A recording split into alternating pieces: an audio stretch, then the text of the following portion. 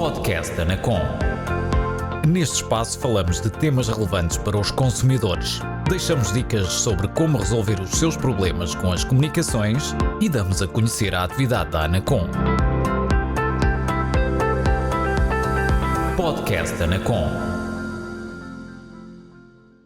Bem-vindos ao podcast da Anacom. Hoje temos connosco o Dr. Pedro Pires de Sousa, que é diretor do TRIAV, o Centro de Arbitragem de Conflitos de Consumo de Ave, Tâmega e Sousa, que aceitou o nosso convite para vir falar sobre a arbitragem de consumo, e começava por lhe perguntar então o que é esta arbitragem de consumo em Portugal. Ora bem, a arbitragem de consumo em Portugal é basicamente a rede de arbitragem de consumo. Não é só a rede de arbitragem de consumo, mas a rede de arbitragem de consumo é efetivamente, digamos, o sistema principal da resolução de conflitos de consumo em Portugal.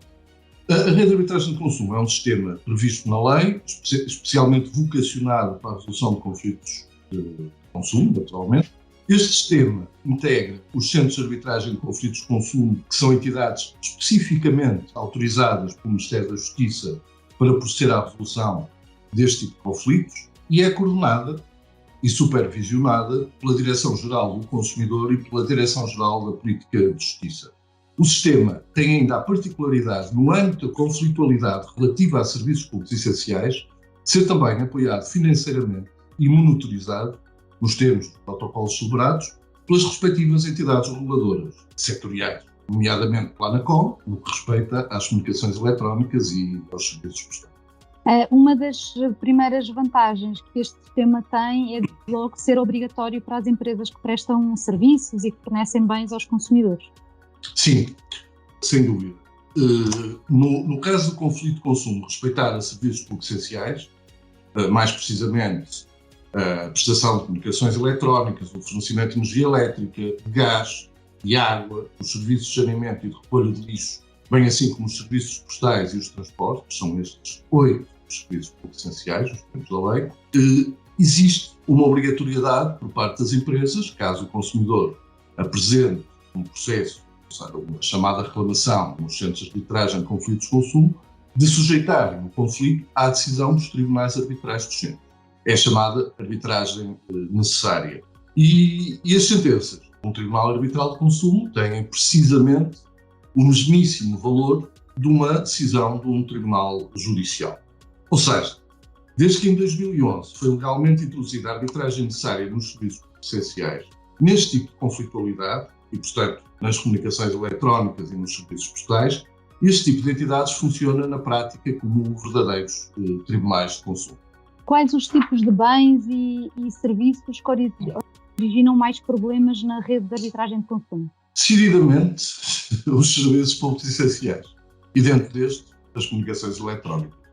No TRIAV, por exemplo, dos 1.505 processos recebidos em 2021, 1.005 respeitaram a este tipo de serviços, e dentro destes 688, quase metade, 46%, a comunicações eletrónicas. Portanto, as comunicações eletrónicas são, de facto, o serviço que mais processos tem na rede de arbitragem. Quais são os problemas que os consumidores mais colocam nas comunicações eletrónicas?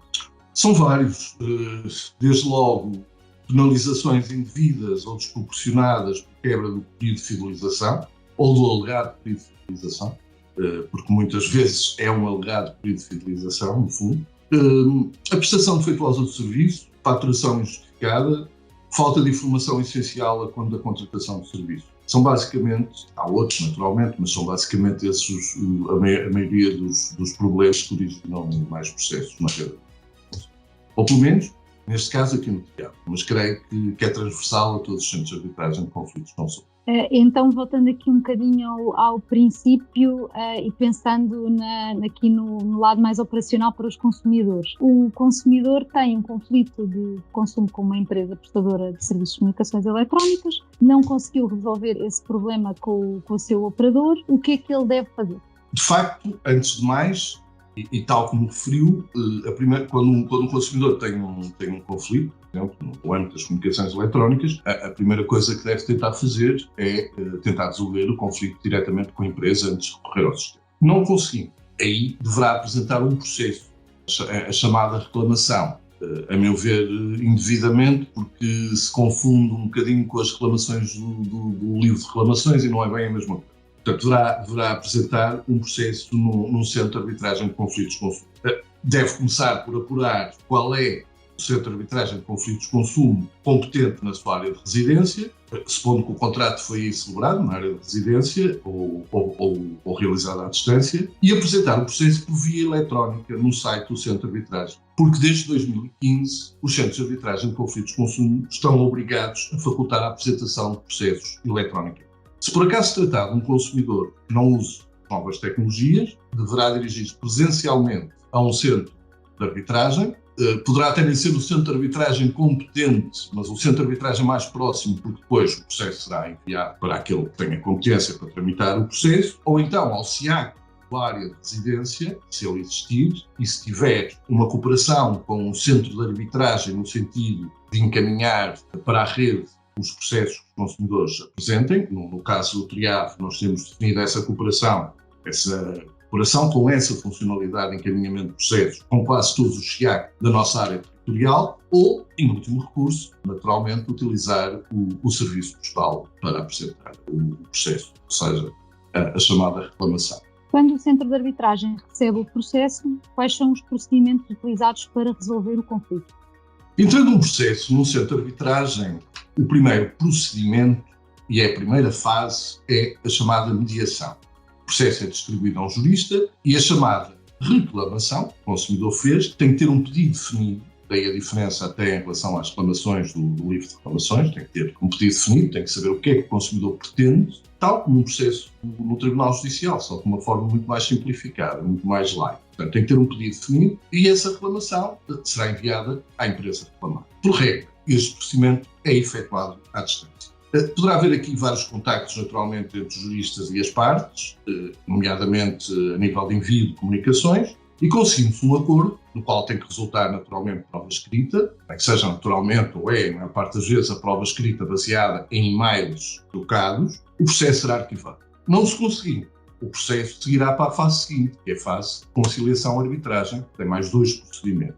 Será marcada uma audiência e o juiz-árbitro irá tentar conciliar as partes. Em alguns centros não é necessariamente o juiz-árbitro que faz esta tentativa de conciliação, mas por regra será assim, o juiz-árbitro irá tentar conciliar as partes, ou seja, que chegue a um acordo, e se chegar, este acordo será, quer seja feito pelo juiz ou não, homologado pelo juiz-árbitro e terá o valor de uma sentença. Se as partes não chegarem a um acordo, aí o juiz irá, naturalmente, proferir uma sentença. É um sistema, portanto, que privilegia a concórdia das partes. Há 2 procedimentos que visam a tentativa de acordo antes do conflito ser julgado.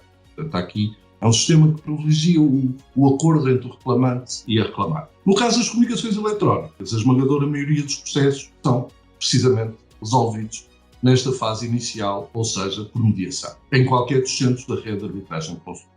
Para além da obrigação das empresas aceitarem este tipo de resolução de conflitos, que outras vantagens é que identifica neste sistema de acesso à justiça por parte dos consumidores? Antes de mais nada, é um processo rápido. Eu diria que são processos relâmpago se comparados com os processos do sistema judicial. A média duração deste tipo de processos, estão a referir aos processos de comunicações eletrónicas e serviços postais, em 2021, na rede de arbitragem de consumo, foi de 40 dias.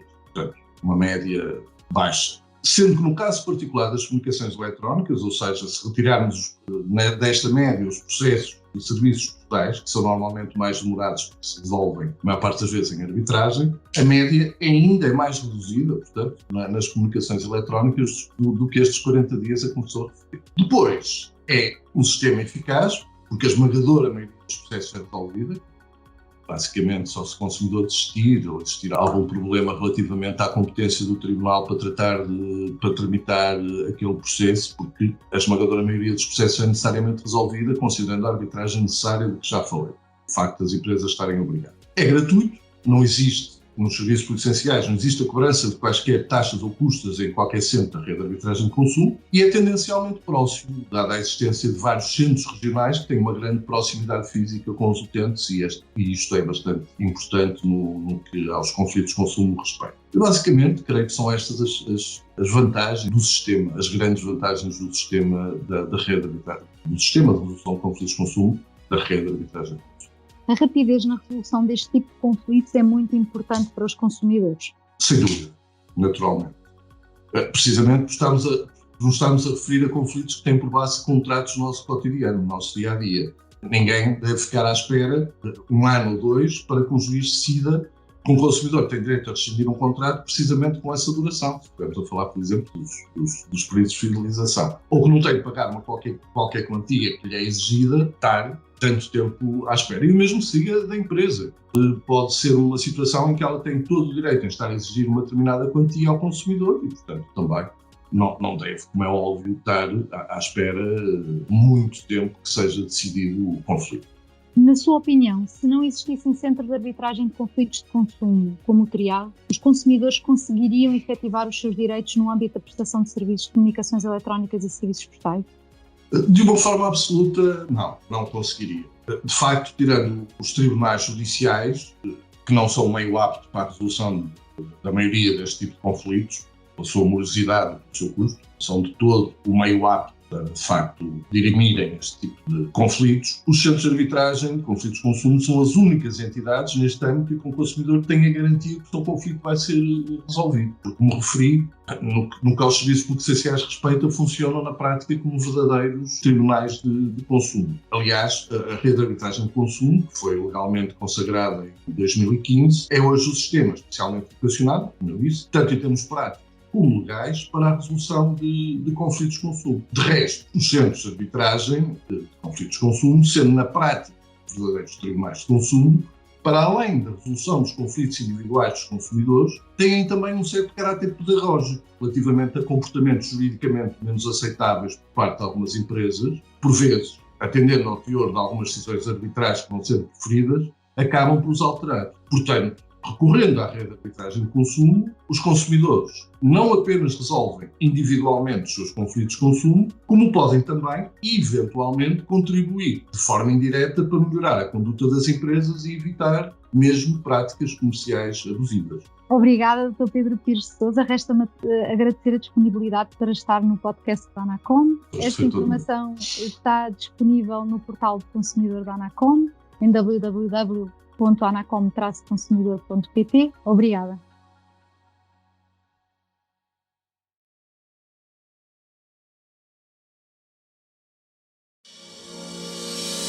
Este foi o podcast da ANACOM. Por hoje é tudo. Até breve.